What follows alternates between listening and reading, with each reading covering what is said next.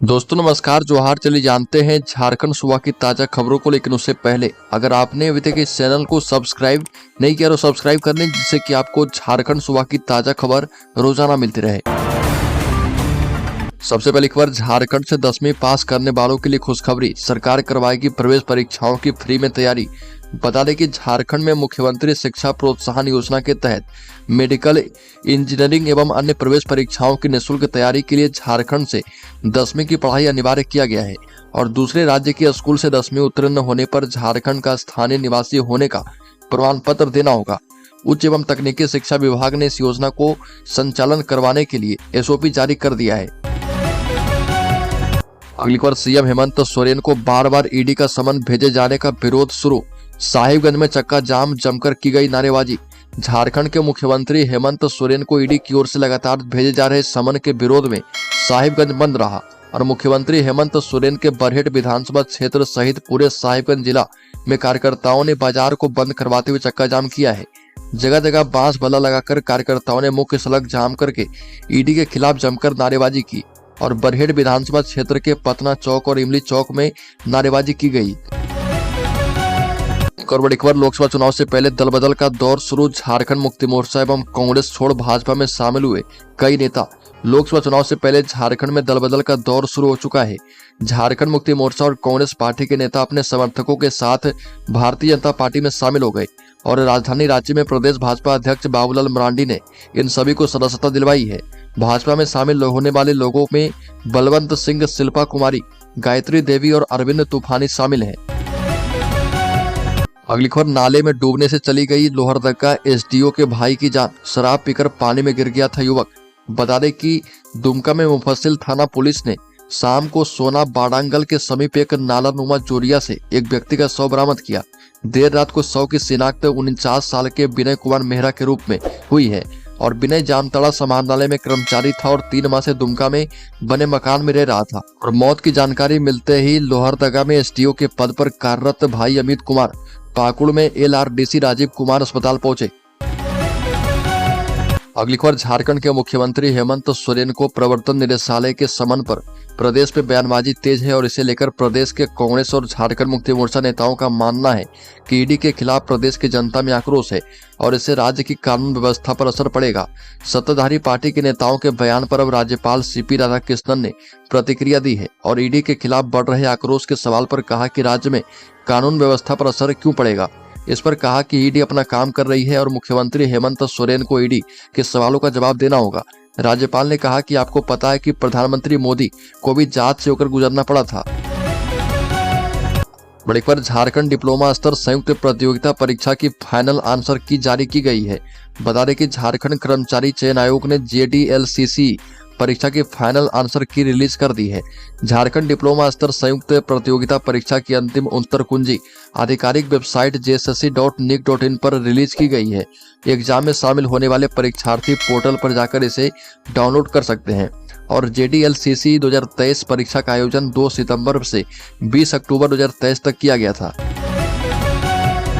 अगली खबर, कथित जमीन घोटाला मामले में मुख्यमंत्री हेमंत सोरेन से ईडी की पूछताछ से पहले झारखंड में एजेंसी के खिलाफ सत्तारूढ़ दल ने मोर्चा खोल दिया है। साहिबगंज में झारखंड मुक्ति मोर्चा के कार्यकर्ताओं ने 9 घंटे के बंद के आह्वान के बाद जमकर बवाल किया। इससे पहले पार्टी ने ईडी को चेतावनी देते हुए कहा कि लोगों में गुस्से का माहौल है और झारखंड में ईडी के खिलाफ आक्रोश ऐसे समय पर जाहिर किया जा रहा जब हाल ही में पश्चिम बंगाल में केंद्रीय एजेंसी की टीम पर हमला हो चुका है और भाजपा ने पश्चिम बंगाल की तरह झारखंड में भी ईडी पर हमले की आशंका जाहिर की है। अगली खबर, झारखंड में साइबर अपराधी 8,500 से ज्यादा बैंक खातों में ठगी की राशि ट्रांसफर कर रहे। साइबर अपराधी के मनी ट्रेल की जांच में यह खुलासा हुआ है और ये जानकारी सामने आने के बाद अब सीआईडी की साइबर क्राइम ब्रांच सभी 8,674 खातों का डिटेल निकाल रही है। हालांकि इसमें से 2,000 बैंक खातों को क्राइम ब्रांच में फ्रीज कर दिया है। सीआईडी क्राइम ब्रांच से मिली जानकारी के मुताबिक साइबर अपराधी ने सबसे अधिक SBI में खाते खोले हैं, इसके बाद इंडियन बैंक और फिर बैंक ऑफ इंडिया में खाते खोले गए हैं। अगली खबर, झारखंड में शासकीय भवनों के निर्माण का लक्ष्य लगभग पूरा, सोरेन सरकार ने बजट का किया इस्तेमाल। झारखंड की हेमंत सोरेन सरकार ने राज्य में विकास कार्य में निरंतरता कायम रखी है। प्रधान सचिव सुनील कुमार का कहना है कि भवन निर्माण विभाग की ओर से राज्य में और राज्य के बाहर भी कई भवनों का निर्माण किया जा रहा। इनमें से अधिकतर के निर्माण कार्य को पूर्ण कर लिया गया है। और सुनील कुमार ने बताया कि झारखंड में 2 नए मेडिकल कॉलेज, 500 बेड वाला अस्पताल, सामुदायिक केंद्र, क्रिटिकल केयर ब्लॉक बनवाया जा रहा। अगली खबर, आदिवासी के अधिकारों के हनन के खिलाफ कांग्रेस का धरना प्रदर्शन। अखिल भारतीय कांग्रेस कमेटी के आदिवासी प्रकोष्ठ के अध्यक्ष शिवाजी राव मोघे के निर्देश पर छत्तीसगढ़ के हर्षदेव अरण्य में कोयला खनन के लिए जंगलों की कटाई और जमीन में अपने नजदीकी लोगों को लाभ पहुंचाने के खिलाफ कांग्रेस कार्यकर्ताओं ने जिला अध्यक्ष फूलचंद टूटी के नेतृत्व में समाहर नाले के समक्ष धरना दिया और प्रोटेस्ट किया है। फूलचंद टूटी ने कहा कि आदिवासी के अधिकारों का हनन किया जा रहा और धरने के बाद राज्यपाल को संबोधित ज्ञापन उपायुक्त को सौंपा गया है और राहुल गांधी के झारखंड आगमन की तैयारी को लेकर भी ये बैठक की गई है। बड़ी खबर, झारखंड की हेमंत सोरेन सरकार ने कई जनकल्याणकारी योजनाएं चला रखी है। पेड़ लगाओ, बिजली बिल में छूट पाओ की योजना भी इसी कड़ी का हिस्सा है। इस योजना के तहत फरवरी महीने तक लोग नगर निकाय के दफ्तर में आवेदन कर पाएंगे। इस योजना के तहत शहरी क्षेत्रों में पौधे लगाने वालों को प्रति पेड़ 5 यूनिट बिजली मुफ्त में मिलेगी। इसका लाभ अधिकतम 5 पेड़ के लिए मिलेगा, यानी कि एक उपभोक्ता 5 पेड़ों के बदले में 25 यूनिट तक की मुफ्त बिजली का लाभ ले पाएगा।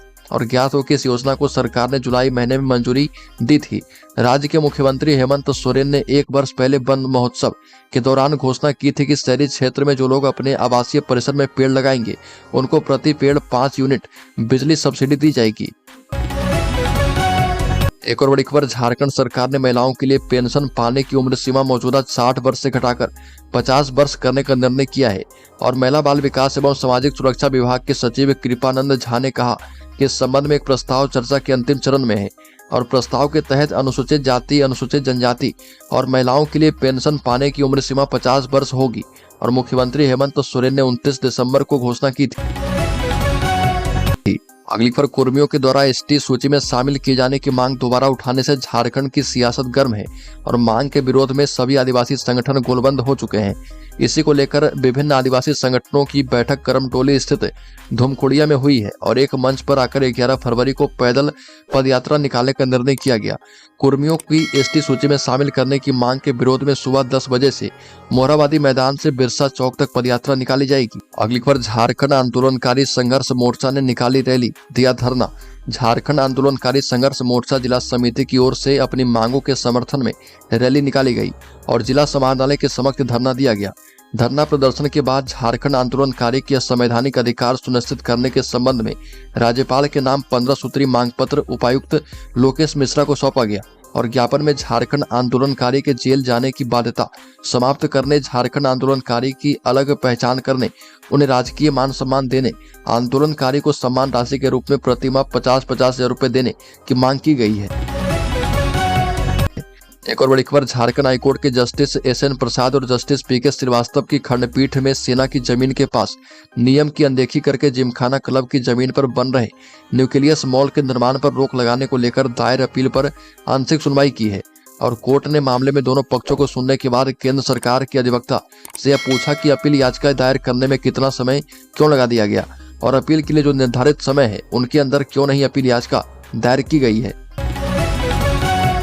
अगली खबर, हेमंत सोरेन को लगा बड़ा झटका, खुद का विधायक संथाल परगना में मचाएगा तूफान। बाबूलाल मरांडी के साथ साझा किया है मंच। अपनी सरकार की आलोचना करने वाले सत्तारूढ़ झारखंड मुक्ति मोर्चा के बोरियो के विधायक लोबिन हेम्ब्रम अब खुलकर भाजपा के साथ आ गए हैं। साहिबगंज में सोहराय मिलन समारोह में भाजपा के प्रदेश अध्यक्ष बाबूलाल मरांडी के साथ हो लिए। समारोह में भाजपा के कई नेता मौजूद थे। लोबिन हेम्ब्रम की नाराजगी छिपी नहीं है, वो हेमंत सरकार की नीतियों के खिलाफ बोलने का कोई मौका नहीं चूकते। विधानसभा के भीतर भी वो सरकार के खिलाफ खुलकर नाराजगी का इजहार करते हैं। हालांकि पूर्व में कभी वो भाजपा के साथ खुलकर सामने नहीं आए, लेकिन अब उन्होंने अपना पैतरा बदल लिया है। एक और बड़ी खबर, झारखंड के साहिबगंज में अवैध खनन मामले में मुख्यमंत्री हेमंत सोरेन के प्रेस सलाहकार अभिषेक प्रसाद उर्फ पिंटू ईडी के समन के बावजूद ईडी कार्यालय नहीं पहुंचे। और बताया जा रहा कि काफी देर तक ईडी के अधिकारी अभिषेक प्रसाद पिंटू का इंतजार करते रहे, लेकिन वह पहुंचे नहीं। बता दें कि ईडी ने गत 6 जनवरी को समन जारी करके प्रेस सलाहकार को 16 जनवरी को ईडी के क्षेत्रीय कार्यालय में पूछताछ करने के लिए बुलाया था। अगली खबर, बंगाल में हमले के बाद झारखंड में ईडी को दिखाया डर। झारखंड मुक्ति मोर्चा ने कहा कि लोगों में गुस्सा भड़क गया है। पश्चिम बंगाल में पिछले दिनों ईडी की टीम भीड़ के हमले का सामना कर चुकी है। अब झारखंड में भी सत्तासीन झारखंड मुक्ति मोर्चा ने ईडी के प्रति लोगों के मन में गुस्से की दलील देकर चेतावनी दी है और ईडी की कार्रवाई को फिर से राजनीति से प्रेरित करार दिया है। वहीं भाजपा ने इसे ईडी को धमकी करार दिया है और झारखंड मुक्ति मोर्चा महासचिव सह प्रवक्ता सुप्रीयो भट्टाचार्य ने पत्रकार वार्ता के दौरान ईडी की कार्रवाई पर रोष जताते हुए कहा कि इससे राज्य की जनता में आक्रोश बढ़ेगा। एक और बड़ी खबर, राज्य के शहरी क्षेत्रों में सुगम यातायात की राह में अवरोध को दूर करने के लिए बड़े स्तर पर तैयारी की चल रही है और फ्लाईओवर, ओवरब्रिज, 4 लेन एक्सप्रेसवे परियोजनाओं के साथ नए बाईपास पर भी फोकस किया जा रहा। शहर से बाहर जाने वाले वाहनों के लिए राज्य भर के 8 जिलों में बाईपास बनाने की प्रक्रिया के बीच 9 नए बाईपास को लेकर भी कार्य योजना तैयार की जा रही है और इसके साथ ही वर्तमान में भारतीय राष्ट्रीय राजमार्ग प्राधिकरण की ओर से देवघर, गोड्डा, लातेहार, डाल्टनगंज, गढ़वा सहित बाईपास सड़क का निर्माण किया जाएगा। अगली खबर, झारखंड सिविल सेवा भर्ती परीक्षा में मिल सकती है आयु सीमा में छूट। बता दें कि झारखंड सिविल सेवा परीक्षा की तैयारी कर रहे उम्मीदवारों के लिए अच्छी खबर है क्योंकि आने वाले भर्तियों में आयु सीमा में छूट मिल सकती है। जानकारी के मुताबिक इस बार आने वाले जेपीएससी की भर्ती में आयु सीमा में छूट मिल सकती है और सिविल सेवा नियुक्ति के नियम में बीते दिनों कैबिनेट से स्वीकृति मिली थी और जिसमें यह साफ कहा गया कि संशोधित रूलबुक के तहत सिविल सेवा परीक्षा में उम्मीदवारों को आयु सीमा में 21 वर्ष से 35 वर्ष होनी चाहिए और जेपीएससी की ओर से एक साथ 7वीं से 10वीं सिविल सेवा 2017, 18, 19, 20 की परीक्षा आयोजित की गई।